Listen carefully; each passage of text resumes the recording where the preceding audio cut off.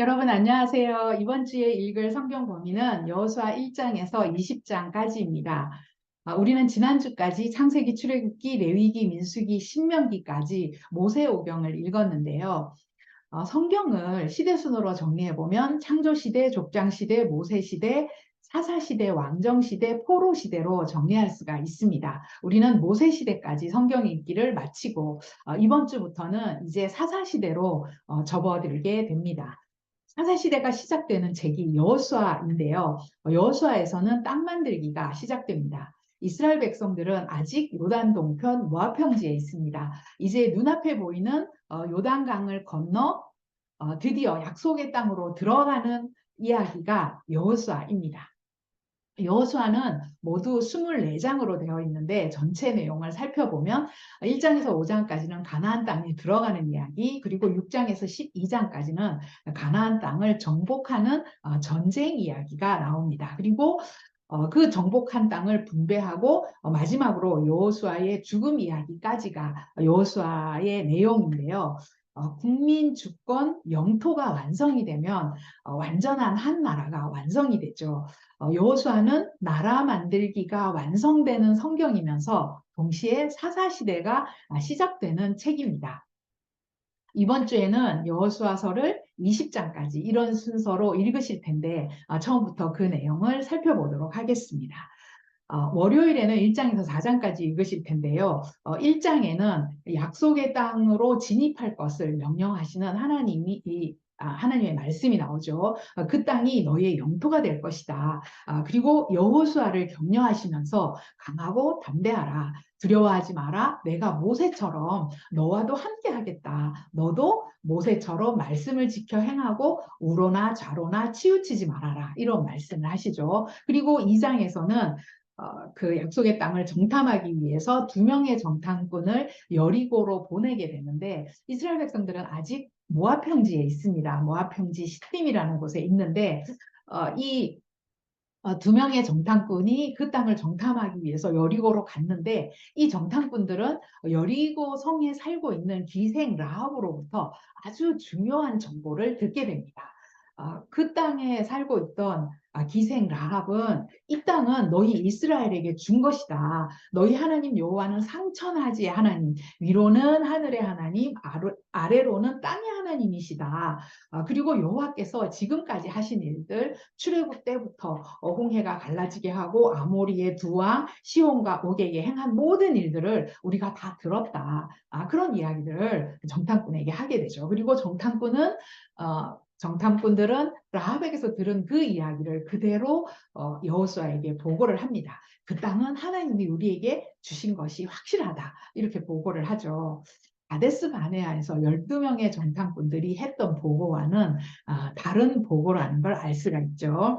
자, 그리고 이제 3장에서 드디어 이스라엘은 요단 동편의 시딤에서부터 이제 요단강을 건너가게 되는데요. 요단강을 건널 때 제사장들이 언약궤를 메고 앞서가고 백성들이 뒤를 따르게 되는데 지도를 보시면 여기가 요단강이잖아요. 이제 요단 동편 이 시딤이라는 곳에서부터 요단강을 건너서 약속의 땅으로 들어가게 되는데 요단강 사진을 보시면 이게 요단강이거든요. 별로 물이 많지 않아 보이죠. 그런데 성경에 보면 이 요단강이 곡식을 거두는 시기에는 물이 언덕에 넘칠 정도로 많아진다라고 되어 있어요. 이때 이스라엘 백성들 요단강을 건널 때가 곡식을 거두는 시기였어요. 그래서 물이 많았는데 어떻게 요단을 건넜는가 하면 성경에 보니까 제사장들의 발이 물에 닿자 흐르던 물이 그치고 이스라엘은 마른 땅으로 건너게 되었다. 성경에 이렇게 나와 있어요. 출애굽 1세대가 홍해를 건넜다면 지금 새로운 그 광야 2세대는 요단강을 또 마른 땅으로 이렇게 건너가게 되는 것이죠. 그리고 4장에서는 이제 요단을 건너 그 요단강을 건너서 요단 서편 땅, 약속의 땅에 이제 도착을 했는데 그 처음에 진을 친 곳이 길갈이라는 곳입니다. 자, 길갈에 진을 치게 되고 이 길갈에 진을 친 그날이 1월 10일입니다. 1월 10일이었습니다. 그리고 길갈에 진을 치고 12개의 기념비를 세우게 되는데, 이제 돌을 세우게 되는데요. 그 4장에 읽어보시면 나중에 후손들이 이 돌이 무슨 뜻이냐고 물으면 이스라엘이 마른 땅을 밟고 요단을 건넜다. 마치 출애굽 당시에 홍해를 건너게 하신것 같이 하나님께서 요단강도 마른 땅으로 건너게 하셨다. 그러므로 모든 백성들은 여호와의 손이 강하시다는 것을 알고 하나님 여호와를 항상 경외하도록 하게 하기 위해서 이 돌을 기념비로 세운다. 여호수아가 이렇게 대답을 하죠. 네. 지도를 보시면 이 요단을 건너서 여기가 길갈입니다. 이 길갈에 진을 치고 12개의 돌로 기념비를 세우게 되는 겁니다. 그리고 화요일에는 5장에서 8장까지 읽으실 텐데요. 5장에는 요단을 건너 길갈에 진을 친 날짜가 1월 10일이라고 했죠. 그런데 이스라엘의 절기 중에 1월 14일이 절기인 날이 있죠. 네, 6월절입니다. 자, 1월 14일이 되었어요. 이스라엘 백성들은 이제 여리고 평지에서 6월절을 지키게 됩니다. 그리고 그 사이에 1월 10일과 6월절 그 사이에 할례를 행하는 이야기가 5장에 나오고요. 그리고 5장 11절에 보면 6월절을 지키고 그 이튿날 이스라엘 백성들이 그 땅에 소사물을 먹었다 이렇게 나오는데 그 소사물을 먹은 그 다음 날부터 만나가 그쳤다 이렇게 나와요. 그 이스라엘 백성들이 다시는 만나를 얻지 못했다는 거예요. 하나님께서는 광야에서부터 지금까지 계속해서 만나를 내려주시면서 이스라엘 백성들을 돌보시고 계셨던 거죠. 그리고 5장 뒷부분에 보면 여호와의 군대 장관이 여호수아 앞에 나타나서 너의 신발을 벗어라. 네가 선 곳은 거룩한 곳이다. 이렇게 이야기하는 장면이 나오는데 마치 모세가 시내산에서 떨기나무 사건을 경험하는 것과 똑같은 그런 경험을 여호수아도 하게 됩니다. 그리고 6장은 우리가 너무나 잘 아는 여리고성을 정복하는 이야기인데요. 여리고성을 정복하는 데는 작전이 있었죠. 먼저 여리고성 주변을 6일 동안 매일 한 바퀴씩 돌다가 7일째 되는 날은 7바퀴를 돌고 나팔을 부는 게 여리고성을 정복하기 위한 작전이었습니다. 그 여리고성을 도는 순서가 있었는데요. 맨 앞에는 무장한 사람이 앞장을 서고 그 뒤에 7제사장이 양각 나팔을 불면서 뒤따르고 또 제사장 뒤에 하나님의 언약궤가 뒤따르고 그 뒤에 또 무장한 사람들 그리고 마지막으로 백성들이 뒤를 따르면서 여리고 성 주변을 돌았습니다. 여리고 성은 아주 견고한 이중으로 된 성벽이었는데요. 이렇게 견고한 이 성벽이 무너지게 된 거죠. 하나님의 방법으로 난공불락의 이 성읍을 이스라엘 백성들은 정복을 하게 된 겁니다. 이 여리고는 바알 아세라 종교를 섬기고 있었던 아주 그 우상 숭배가 극심했던 그런 곳이었는데요. 이 여리고 성을 이스라엘이 정복하게 된 겁니다. 자, 이 여리고 성 정복하는 이야기, 이 전투는 이스라엘의 사명이 무엇인지를 보여주는 본보기가 되는 그런 전쟁이죠. 그리고 여리고성 정복에 이어서 7장, 8장에서는 아이성을 점령하는 이야기가 나오는데 이 아이성도 이제 먼저 정탐꾼을 보내죠. 그런데 아이성에는 사람이 많지 않았기 때문에 3천 병력이면 충분히 정복할 수 있겠다라고 해서 3천 명이 아이성을 정복하기 위해서 갔는데 패배하고 말죠. 그 이유는 바로 아간이라는 사람의 죄 때문이었습니다. 이 아간이 하나님과의 언약을 어기고 도둑질을 하게 된 거예요. 그래서 그 이스라엘 백성들 안에 있는 그 죄악을 제거하고 이 아간을 돌로 쳐 죽이고 그리고 용사 3만 명이 다시 아이성에 올라가서 아이성을 정복하는 이야기가 8장까지 나오는데 아이성은 지도를 보시면 요단강을 건너서 여기가 길갈이고 여기가 여리고고 여기가 아이성입니다. 그리고 30절에 보면 그리심산과 에발산에서 축복과 저주를 선포하는 이야기가 나옵니다. 우리가 앞에서 읽었던 신명기 27장의 말씀, 그리심산과 에발산에서 축복과 저주를 선포해라라고 했던 그 말씀을 그대로 행하는 것을 볼 수가 있는데요.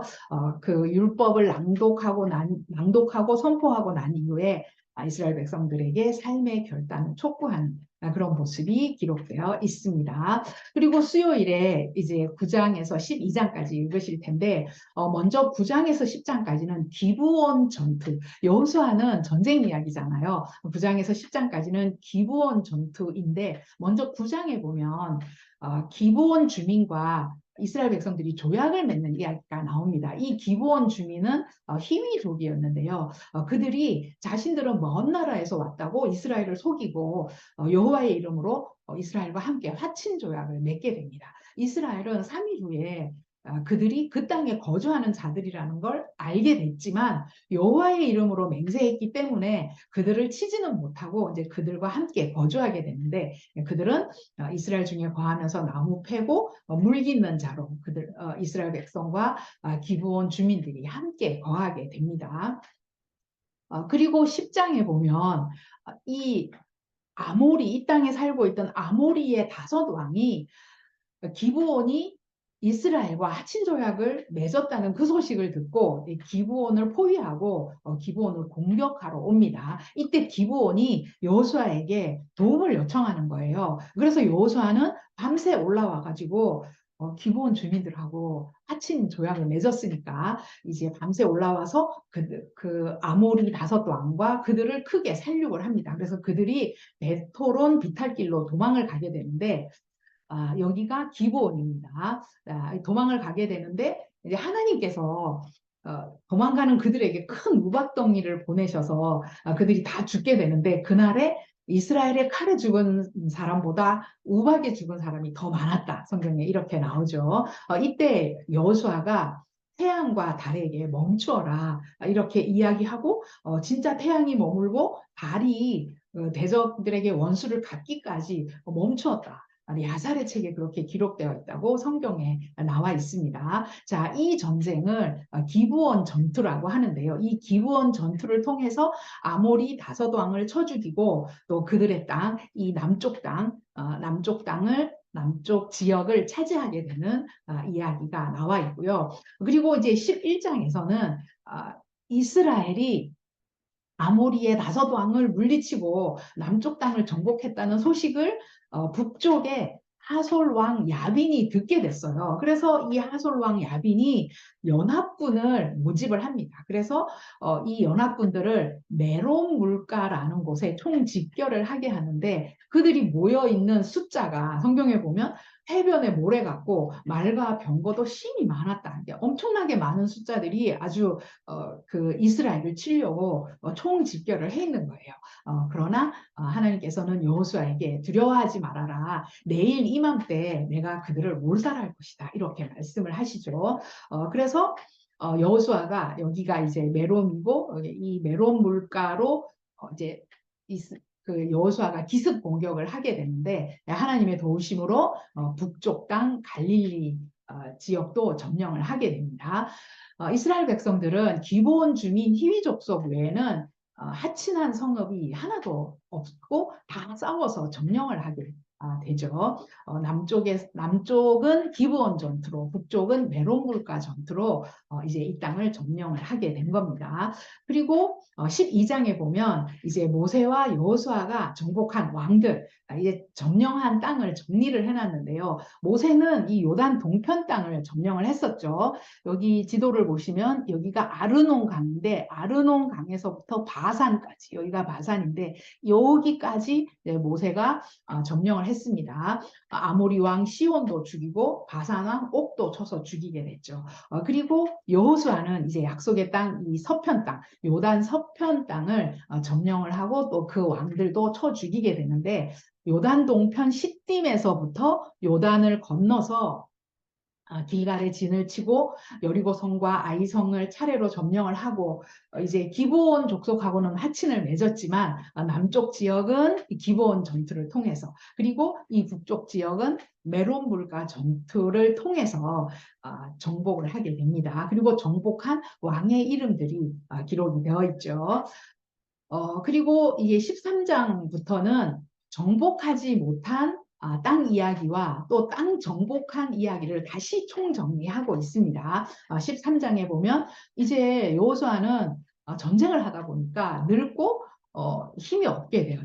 힘이 없어지게 됐죠. 그러나 아직 땅은 많이 남아 있었어요. 그래서 13장 8절부터 보면 요단 동편 땅을 분배해 주는 이야기 두 지파 반에게 분배해 줬죠. 민수기 32장에 보면 르우벤 지파, 갓 지파, 므낫세 반 지파에게 분배해 준 그 이야기가 또 나오고요. 그리고 14장에는 이제 요단 서편 땅을 분배해 주는 이야기가 나오는데 14장부터 나오는데 요단 서쪽 땅을 분배해 줄 때는 여호수아와 대제사장 엘르아살 그리고 지파의 족장들이 제비뽑기로 나머지 9지파 반에게 나누어 주게 되는데 이때 레위 지파에게는 거주할 성읍과 목초지만 나누어 주게 되죠.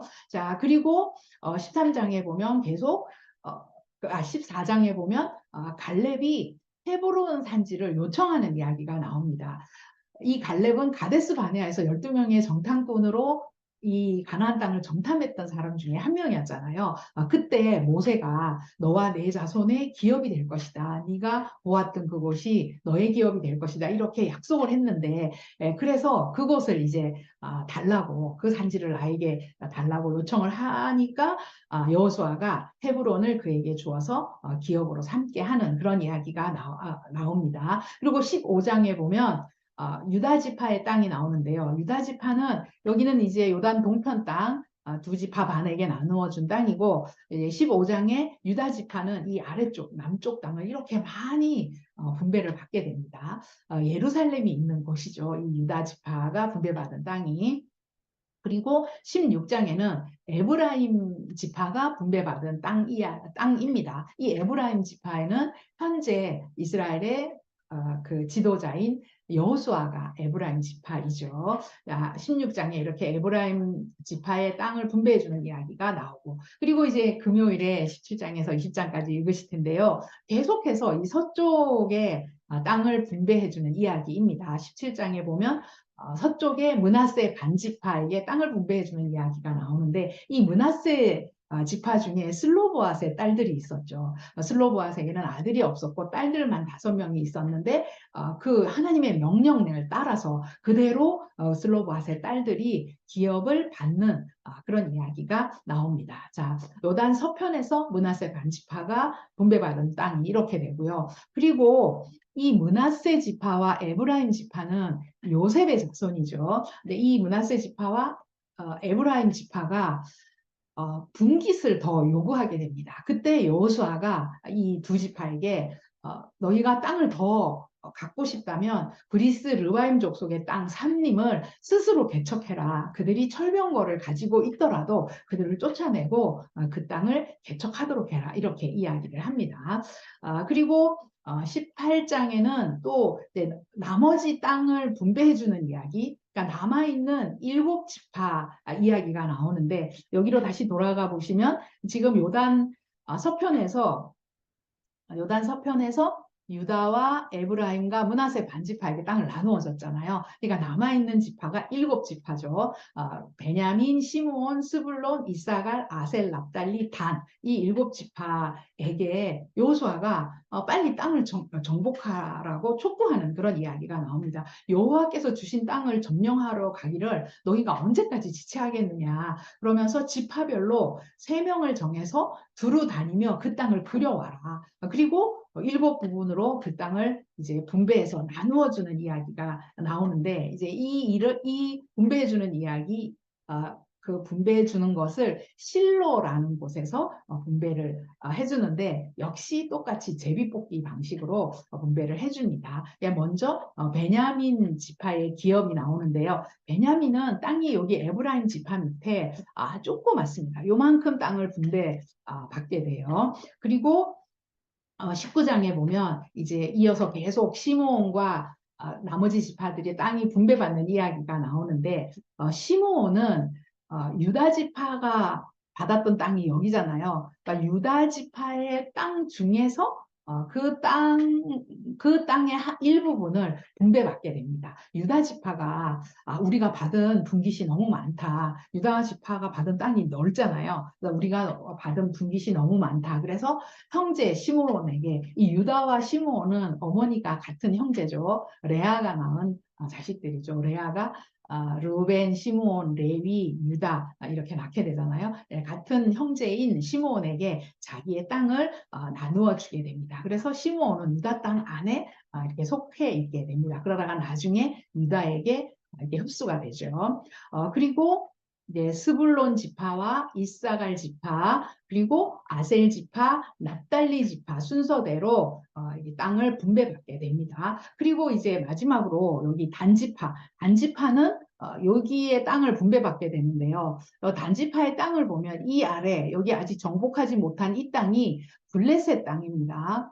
자, 블레셋 땅인데 이 블레셋 족속은 전쟁하기를 아주 좋아하는 그런 민족이었죠. 그래서 이후에 왕정 시대 때도 가면 계속 싸우게 되는 나라가 이 블레셋이에요. 다윗 시대도 가면 계속 블레셋하고 싸우게 되는데 이 단이 이 블레셋 옆에서 제대로 정착을 하지 못합니다. 그래서 이 단이 나중에 자기들이 평안하게 살 곳을 찾아서 떠나게 되는데 이쪽 그 국경 끝인 이쪽으로 단이 이주를 하게 되는데 그 이야기가 다음 주에 읽게 될 사사기에 나오는 이야기, 사사기에 나오는 미가 신상 사건과 연결이 됩니다. 단지파는 어쨌든 나중에 살 곳을 찾아서 이동을 하게 되죠. 그리고 이제 마지막으로 20장은 도피성에 대한 이야기가 또 나옵니다. 계속 도피성에 대한 이야기가 앞에서 나왔었죠. 살인을 할 마음이 없었는데 고의로 그 고의성이 없었는데 사람을 죽이게 됐을 경우에 그를 구제하기 위해서 6군데 이 도피성을 두게 되었는데 동쪽에 베셀, 길랏 라못, 바산 골란 서쪽에 게데스, 세겜, 헤브론 이 6군데 도피성을 두게 된 그 이야기가 20장에 또 나오고 있습니다. 자, 이렇게 여호수아 전체의 내용을 다시 한번 기억하시면서 12장까지는 가나안 땅을 정복하고 전쟁하는 이야기 그리고 13장에서 22장까지는 땅을 분배하는 이야기 그리고 마지막에는 여호수아가 죽는 그런 이야기인데 이 전체 내용을 기억하시면서 이번 주에는 20장까지 이 순서대로 읽으시면 되겠습니다. 여호수아 1장 7절, 8절에 보면 오직 강하고 극히 담대하여 나의 종 모세가 너에게 명령한 그 율법을 다 지켜 행하고 우로나 좌로나 치우치지 말라. 그리하면 어디로 가든지 형통하리니 이 율법책을 내 입에서 떠나지 말게 하며 주야로 그것을 묵상하여 그 안에 기록된 대로 다 지켜 행하라. 그리하면 내 길이 평탄하게 될 것이며 내가 형통하리라. 여호수아 1장 7절 8절 말씀은 가나안 정복을 앞두고 두려워서 떨고 있던 여호수아에게 주신 하나님의 말씀입니다. 여호수아를 격려해 주신 하나님은 오늘날 우리에게도 말씀으로 힘을 주십니다. 이번 한 주도 말씀의 하나님을 붙잡고 여호수아처럼 승리하시기 바랍니다. 말씀이 힘입니다.